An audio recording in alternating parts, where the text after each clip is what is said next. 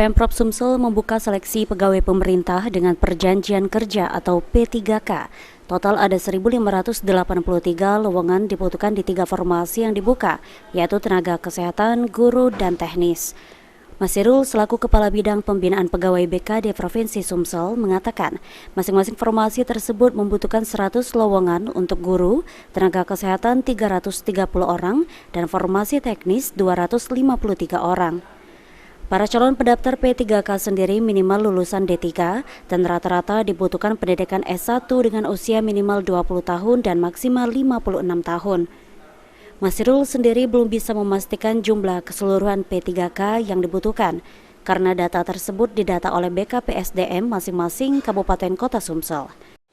Pemprov Sumsel khusus tenaga guru ada 1.000, kemudian tenaga kesehatan 330, kemudian tenaga teknis 253 formasi.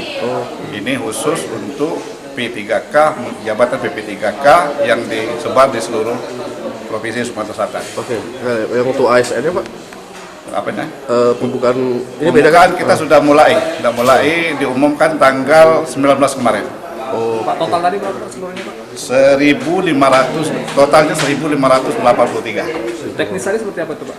Kalau teknis, umpamanya untuk jabatan teknis ini asiparis, administrasi, kemudian ada di tenaga komputer, analisis komputer, kemudian perencana, dan lain-lain. Itu ada sebar di OPD seluruh Provinsi Sumatera Selatan, jumlahnya 253 formasi. Pendaftaran seleksi P3K Sumsel dibuka mulai 20 September hingga 9 Oktober 2023. Aji Delia, PAL TV.